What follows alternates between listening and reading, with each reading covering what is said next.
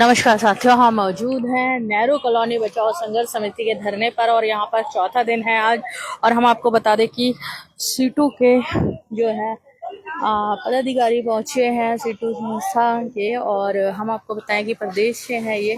आइए जानते हो।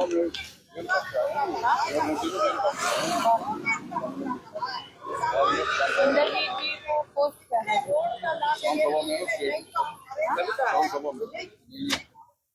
हाँ जी, कविता जी हमारे स्टेट के नेता है।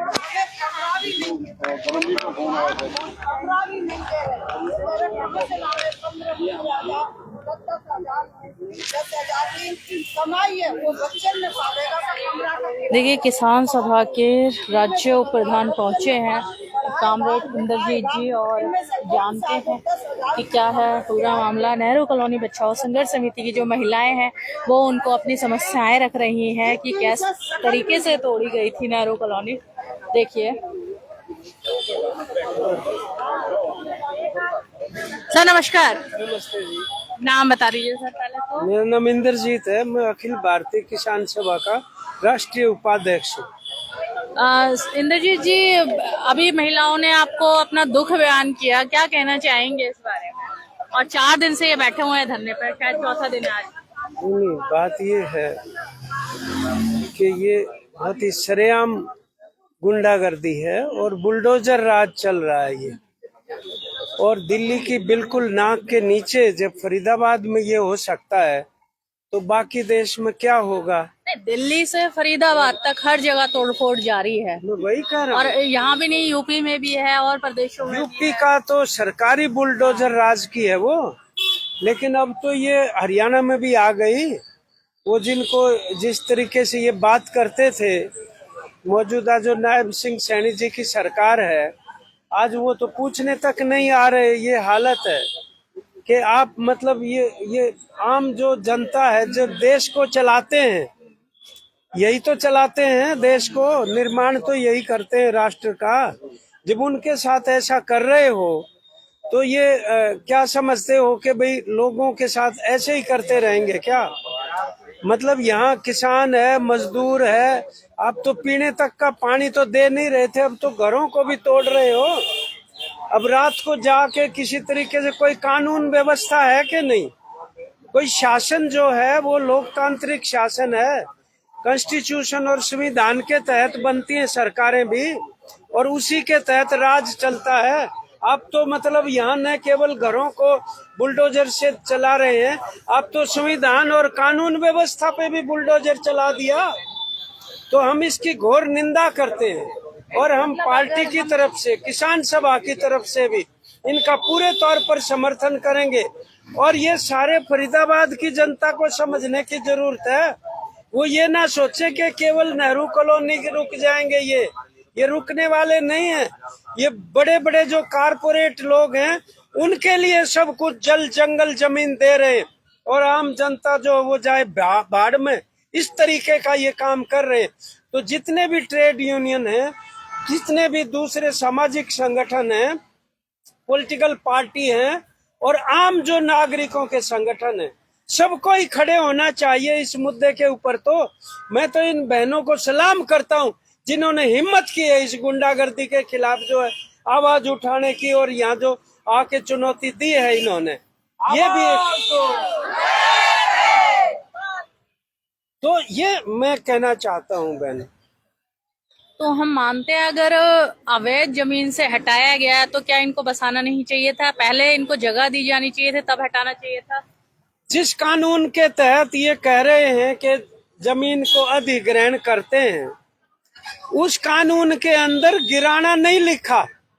लैंड एक्विजिशन एक्ट 2013 जो है उसके अंदर सबसे पहली लाइन ये है, कहीं की भी जमीन सरकार अधिग्रहण करेगी तो वहां पर असेसमेंट करेगी, मूल्यांकन करेगी कि लोगों की रोजी रोटी और आवास कहाँ तक प्रभावित होते हैं। उससे पहले वो होएगा।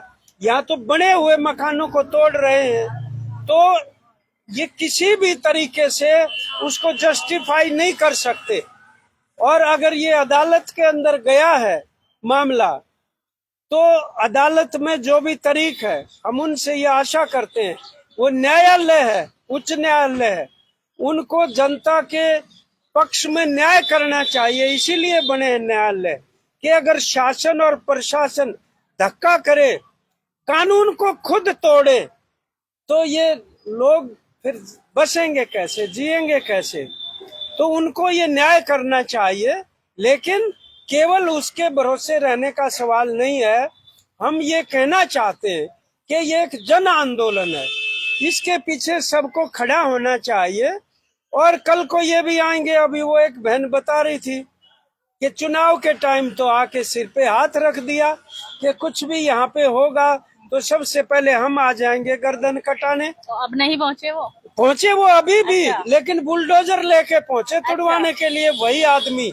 ये है ना जो देखने की बात, जो गद्दारी कर रहे हैं लोगों के साथ ये भारतीय जनता पार्टी की सरकार और उनके विधायक और जो दूसरे नुमाइंदे हैं, ये है वो गद्दारी, ये है उनका असली चेहरा, जो वोट किसके लिए लेते हैं और काम कारपोरेट का करते हैं लोगों को उजाड़ने का।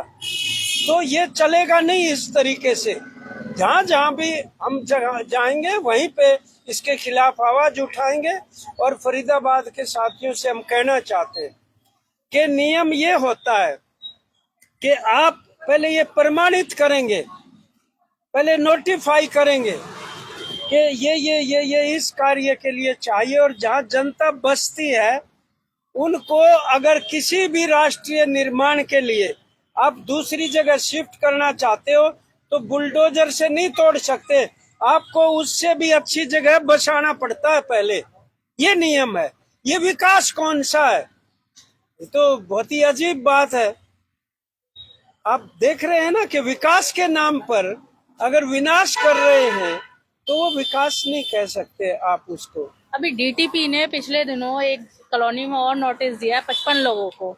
उस विषय में क्या कहना चाहेंगे कि उन्होंने बोला है कि ये जमीन जो है आपकी उस पे है, खेती योग्य भूमि पर है, तो क्या उस बिल्डर के खिलाफ शिकायत देनी चाहिए, उनको बिल्डर के खिलाफ नोटिस देना चाहिए था उन लोगों के खिलाफ? ये कई जगह पे इस तरह से कॉलोनियों को तोड़ने का काम कर रहे हैं। और मैंने तो यहाँ तक भी सुना है कि जो नशेड़ी होते हैं, नशा बेचने का काम यही बोल के तोड़ा गया था इनको, नेहरू कॉलोनी वालों को नशा बेच रहे हैं। कोर्ट ये कहता है कि जो नशा बेचने वाला बंदा है उसका तो वैसे ही नाश हो गया परिवार का, तो आप परिवार को दंड क्यों दे रहे हैं? जो नशा को बेचने वाला है उसको रोको। नंबर 2, वो नशा लाता कहाँ से है? क्या वो यहीं से थोड़ी पैदा कर लेता है? कहीं बहुत बड़े स्तर के ऊपर भी नशे का कारोबार होगा, कोई बड़ा आदमी पकड़ा। क्या किसी राजनीतिक संरक्षण के बगैर इस तरह नशाखोरी चल सकती है? ये बात नहीं चल सकती। लेकिन न्यायालय भी कहता है किसी आदमी ने दंड किया है उसको गिरफ्तार, किसी आदमी ने अगर जुर्म किया है उसको दंड दो न्यायालय के माध्यम से। आप बुलडोजर चला के केवल उसको दंड नहीं दे रहे हैं, आप तो न्याय को ही दंड देने के ऊपर उतर आए हैं। ये बात है। इस तरह की चीजें कहीं भी कानून के शासन में अनुमति नहीं दी जा सकती। इसलिए ये हरेक नागरिक के लिए चुनौती है, मैं ये कहना चाहता हूँ। और फरीदाबाद में तो देखिए लाख लोग इसी तरीके से, किसी ने अपनी झोपड़ी बना के, किसी ने छोटा सा घर बना के एक जिंदगी के लिए धागों को जोड़ जोड़ के किस तरीके से चलाया है, आप उसको उजाड़ने का काम कर रहे हैं। इस बात के खिलाफ डट के लड़ेंगे हम। और जो भी यहाँ की संघर्ष समिति, जो भी हमारे महिला बहनें और भाइयों ने जो बना रखा है अपना कमेटी वगैरह, जो भी वो उस ढंग से चलाएं। जैसा भी वो निर्णय लेंगे उस निर्णय को हम फूल चढ़ाएंगे और आंदोलन के समर्थन में हर जो भी कदम है वो उठाने के लिए अपने सारे संगठनों को भी उसके साथ निश्चित तौर पर लगाएंगे। हमें उम्मीद है कि हम इस अन्याय के खिलाफ जो है वो कामयाब नहीं होने देंगे इस प्रकार की हरकतों को। और अभी भी तुरंत प्रभाव से आप देखिए, आप ये बस्तियां तोड़ी हैं 29 तारीख को और नोटिस लगा रहे हैं 2 तारीख को। देखो कमाल की बात, यानी झूठ और फरेब इनका काम है और वो प्रमाणित होता है इस बात से। तो यहाँ के प्रशासन को भी, जो डिप्टी कमिश्नर हैं और कमिश्नर हैं, उनको भी तुरंत प्रभाव से इनके घरों को यूं का यूं जैसे भी थे, क्योंकि तोड़े गैर कानूनी है, तो उसी तरीके से सरकार अपने पैसे से वापस उन घरों को बनाए। न्याय इस बात की मांग करता है आज के दिन।